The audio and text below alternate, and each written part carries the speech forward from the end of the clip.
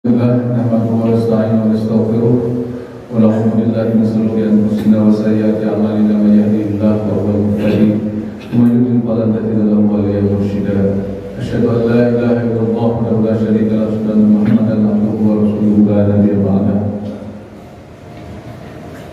وقال تعالى اعوذ بالله من الشيطان الرجيم وكيف تكفرون بالله وأنتم تتلى عليكم وفي آيات الله وفيكم رسوله ومن يعتصم بالله فقد هدي إلى صراط مستقيم يا أيها الذين آمنوا اتقوا الله حق تقاته ولا تموتن إلا وأنتم مسلمون. صدق الله العظيم. Hadirin, semoga Allah Subhanahu wa taala jemaah Jumat yang mengharapkan ridho dan bantuan Allah Subhanahu wa taala. Alhamdulillah pada kesempatan Jumat kali ini kita masih bisa berkumpul, bermuajahah dan juga menguatkan tekad kita atau membuktikan bahwa kita adalah hamba Allah Subhanahu wa taala. Karena di luar sana mungkin lebih banyak orang-orang yang mengaku muslim, tapi kemudian belum bisa membuktikan keislaman atau kemusliman, apalagi keimanan ataupun juga kemukminannya. Ini adalah suatu karunia dari Allah Subhanahu wa taala, kenikmatan yang tidak tertara, dan mudah-mudahan kita bisa manfaatkan sebesar-besarnya, semaksimal mungkin agar supaya kita berjumpa dengan Allah Subhanahu wa taala kelak layak kita terima di tempat yang mulia di sisinya. Amin Allah ya rabbal alamin. Dan mudah-mudahan saudara-saudara kita yang masih berada di luar sana yang belum melaksanakan kewajiban-kewajibannya sebagai seorang muslim, padahal syahadatnya sudah dipanjangkan, dicanangkan, mudah-mudahan Allah Subhanahu wa taala memberikan hidayah dan taufiknya. Amin Allah ya rabbal alamin. Hadirin Allah, mari kita sama-sama meningkatkan iman kita dan takwa kita kepada Allah Subhanahu wa taala. Iman dan takwa tentu saja bukan hanya ucapan dan juga bukan hanya apa yang terkandung di dalam hati dan pikiran kita, tapi iman dan takwa itu terwujud di dalam kehidupan kita sehari-hari. Antara niat, pikiran, dan perbuatan kita selaras dengan apa yang diinginkan oleh Allah dan Rasulullah SAW. Di akhir zaman ini yang kita tidak pernah tahu akhir zaman itu kapan berakhirnya, kapan ujungnya. Kita hanya diberitahukan bahwa tanda-tanda akhir zaman itu banyak terjadi ini dan itu, terjadi kemaksiatan sangat transparan, bahkan juga terang-terangan dalam berbagai bentuk. Bahkan juga banyak gempa bumi terjadi dan lain sebagainya, longsor, kebakaran, bencana alam, dan bencana terutama adalah bencana akidah, bencana akhlak, bencana kemanusiaan, di mana orang tua dengan mudahnya menghilangkan nyawa anaknya, anak yang menghilangkan nyawa orang tuanya, istri menghilangkan nyawa suaminya, dan juga suami menghilangkan nyawa anak istrinya, dan lain sebagainya. Yang di awal sudah dibangun dengan komitmen yang tidak mudah, tapi ternyata untuk menghilangkan nyawa seorang sangat mudah. Alhamdulillah, ini merupakan musibah kemanusiaan yang tentu ada kaitannya dengan urusan akhlak, dan akhlak ada urusan kaitannya dengan akidah. Hadirin Allah, memang di dalam ayat Allah Subhanahu wa taala menjelaskan, innamal hayatud dunya la'ibun wa lahwun wa tafakkurun bil amwali wal aulad. Ayat. Sungguhnya kehidupan dunia, kata Allah Subhanahu wa taala, memang adalah terjadi perlombaan di dalam hal harta kekayaan, dan juga berlomba-lomba dalam memperbanyak juga anak keturunan, mungkin juga pengikut dan lain sebagainya. Dan itu memang kenyataan yang ada secara realistis itu terjadi. Tetapi kemudian tujuannya bukan itu hidup kita ini. Justru yang bukan tujuan menjadi tujuan, yang merupakan tujuan hidup kita justru terlupakan dari itu. Apa tujuan kita hidup di dunia? Kita sudah sama-sama tahu Al-Baqarah ayat 30. Wa qala rabbuka lil malaikati inni ja'ilun fil ardi khalifah. Ketika Allah Subhanahu wa taala berfirman pada para malaikat, sesungguhnya aku akan menjadikan di muka bumi itu adalah manusia sebagai khalifah, pelaksana tugas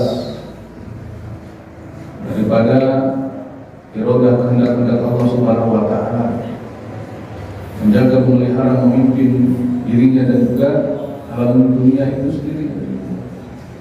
Itu dengan keinginan-keinginan, dengan ketentuan-ketentuan, dengan hukum-hukum Allah Subhanahu wa taala, bukan dengan keinginan pribadi. Tetapi apa yang terjadi adalah istilah khalifahnya saja sekarang ini menjadi ditabuhkan, bahkan di antara umat Islam, bahkan di antara para aktivis dan juga para asatid. Ngomongin masalah khalifah dan khilafah itu menjadi hal yang menakutkan, bahkan diidentikan dengan golongan tertentu, dan bahkan diidentikan dengan golongan ataupun juga ormas tertentu. Ada Allah. Kalau kita boleh bertanya pada diri kita, karena Al-Quran diturunkan oleh Allah Subhanahu wa taala, para malaikat, pada Nabi Muhammad Rasulullah SAW, apakah Nabi kita golongan tertentu itu? Bukan. Nabi Muhammad SAW itu adalah rahmatan lil alamin, yang Allah tugaskan, perintahkan untuk seluruh umat manusia. Gak peduli partai politiknya apa, gak peduli ormasnya apa, gak peduli mazhabnya apa, untuk manusia seluruhnya. Kemudian terjadi lupanya orientasi manusia itu karena kehidupan dunia yang begitu hiruk pikuk, sibuk gitu kan, dan juga mengasihkan mungkin juga.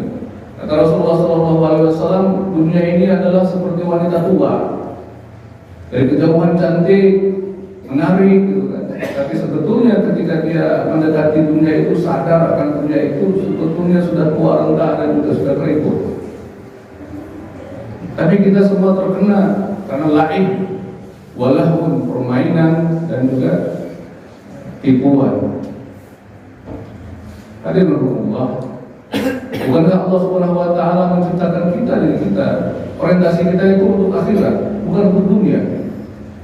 Tapi justru kenapa kita berorientasikan kepada dunia, bukan akhirat? Itu yang sering melupakan diri kita. Bahkan kita lebih banyak mengejar urusan-urusan dan syarat-syarat keduniaan dibanding dengan syarat-syarat hajat kita kembali kepada sisi Allah Subhanahu wa taala dan kembali menjadi ahli surganya, ahlinya.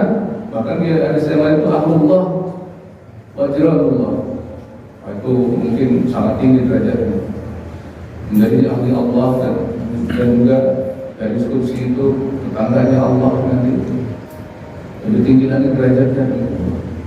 Targetan ini adalah harus kita pancangkan, kita komitmenkan untuk kita kejar, insyaallah. Kita paham hari ini memang kita disibukkan dengan kehidupan dunia. Misalnya pasar, bagaimana agar supaya pasar itu mendapatkan nilai baik, akreditasi yang baik dan lain sebagainya. Persyaratan sedemikian rupa. Atau misalnya juga masjid, biar dinilai baik, mesti kriterianya begini.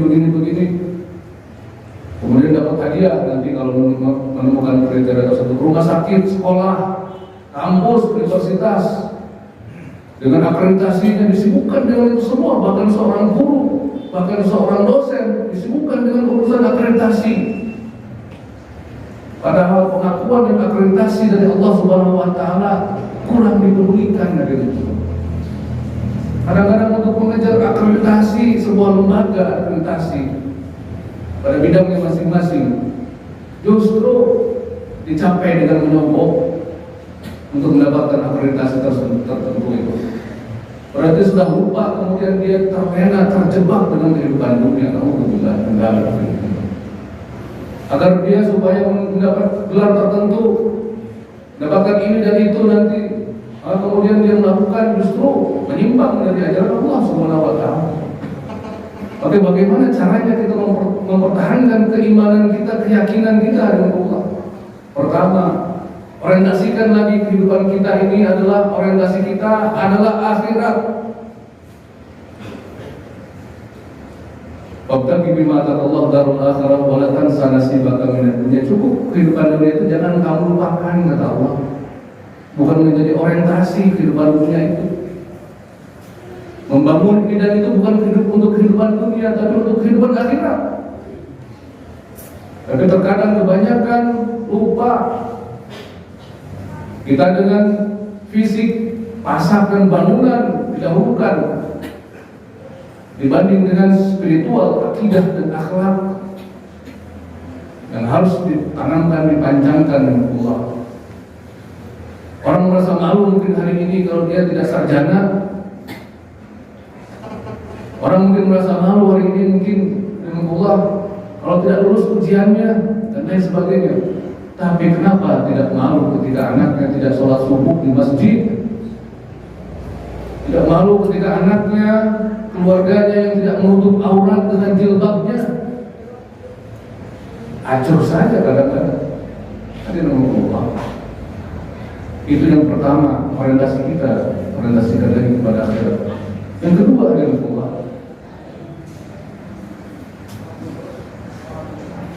Intisam billah. Wa may ya'tasim billah faqad hudiya ila siratal mustaqim. Kata Allah Subhanahu wa Ta'ala, kalau berpegang teguh kepada agama Allah Subhanahu wa Ta'ala, maka dia berarti faqad hudiya ila siratal mustaqim, maka dia diberi petunjuk, bimbingan menuju kepada siratal mustaqim. Sebagaimana sehari-hari kita meminta siratal mustaqim itu. Tetapi dengan ditentukan oleh Allah Subhanahu wa Ta'ala, kebanyakan manusia kenapa menolak? Alladzina an'amta 'alaihim ghairil maghdubi 'alaihim waladdallin.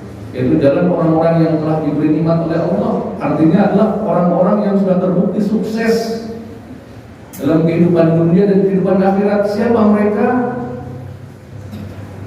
Paling tidak para nabi, sedikit solehin syuhada yang telah lalu, ikuti. Kemudian yang ketiga adalah Allah.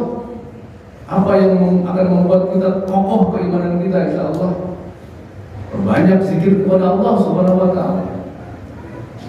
Wadkurullaha katsira. Sebanyak-banyaknya zikir itu tidak ada batasannya.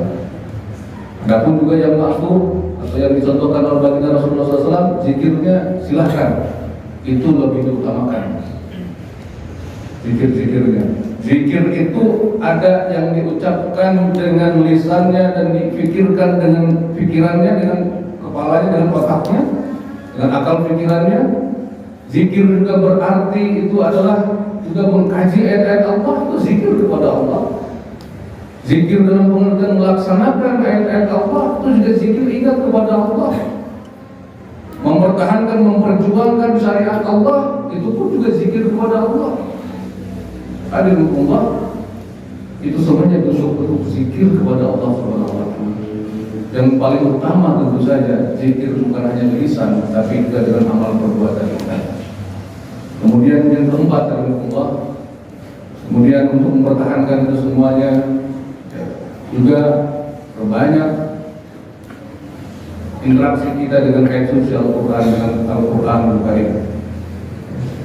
Hadirin Allah, jadikan perbuatan orang-orang munafik, orang-orang kafir, orang-orang yang bahkan harbi, yang memerangi Islam, umat Islam hari ini sebagai penyemangat bagi kita. Bagaimana di Eropa sana itu kan hampir tiap hari mungkin Quran mushafnya dibakar oleh mereka, dibakar oleh mereka. Mungkin secara hawa nafsu, kalau saya pribadi ingin membakar kitab suci yang dia pegang, yang dia yakini. Tapi ajar Islam kan tidak begitu. Jadi Islam tidak boleh mengajarkan seperti itu, membalas berbuat buruk kepada kitab suci, bahkan ke Tuhan-Tuhan yang mereka akui sebagai Tuhan mereka. Tidak. Tapi harusnya menjadi semangat buat kita bagaimana kita menjaga, merawat, melestarikan nilai-nilai Al-Quran itu sendiri. Dengan cara apa? Dengan membuat semua aturan, sebuah kebijakan dan juga perilaku kita insya Allah lebih dekat kepada Al-Quran Karim. Kenapa? Orang yang membaca Quran itu sedang berpahala dekat dengan para malaikat. Doa kita insya Allah diaminkan oleh para malaikat. Allah suka dengan orang-orang yang membaca dan mengamalkan Al-Quran Karim. Bahkan dimanapun itu, bukan hanya bacaan Quran itu di masjid saja, di madrasah, di majelis taklim, tidak, di pasar, di toko, dimanapun, di kantor, gaungkan insya Allah, gantungkan. Ketika dalam motor, dalam mobil, di pesawat, kapal, kereta api, dimanapun kita, ya, kecuali tempat-tempat yang dilarang, tentu saja baca Al-Quran Karim sebagai bukti komitmen kita kepada Allah Subhanahu Wa Taala. Dan yang kelima, anjuran Rasulullah SAW juga jaga wudhu. Karena dengan jaga wudhu, insya Allah kita teringat untuk menjaga kesucian kita, niat kita, dan juga insya Allah menjaga kemurnian daripada juga kebaikan kita, dan akan mengupayakan diri kita untuk menjaga dari perbuatan-perbuatan yang tidak baik, maksiat kepada Allah Subhanahu Wa Taala. Jaga wudhu. Barakallahu lakum. Alhamdulillahilladzi arsala rasulahu bil huda wa dinil haqq liyudhhirahu 'ala dini kullihi wa kafa billahi shahidan. Asyhadu an la ilaha illallah wahdahu la syarika lahu wa asyhadu anna Muhammadan abduhu wa rasuluhu la nabiyya ba'dahu. Alhamdulillah. Di khutbah yang kedua ini saya mengajak kepada diri saya sendiri dan juga kepada hadirin Allah untuk melakukan apa yang diperintahkan oleh Allah Subhanahu Wa Taala, dan seluruh apa yang dilarang Allah Subhanahu Wa Taala dijauhi sejauh-jauhnya. Kemudian yang kedua, mari kita sama-sama prioritaskan amal perbuatan kita, pembicaraan kita, diskusi kita terhadap hal-hal yang memang menjadi porsi yang harus didahulukan. Jangan terjebak dengan urusan-urusan ataupun juga pembicaraan-pembicaraan, bahkan perdebatan-perdebatan. Dan kata Allah Subhanahu Wa Taala justru, ya, watafshalu wa tadhhabu rihukum wala tanaza'u, kata Allah. Jangan terlalu banyak berdebat, kata Allah, yang kemudian itu membuat kalian menjadi lemah dan hilang kekuatan kalian, kata Allah Subhanahu Wa Taala. Membicarakan hal-hal yang buruk dan tidak penting. Akan Allah, kemudian kita pun juga fokus bagaimana supaya diri kita, keluarga kita selamat, mulia dunia akhirat, Islam jaya dunia akhirat. Itu saja hadirin Allah. Terima kasih atas perhatiannya. Mudah-mudahan ada manfaatnya.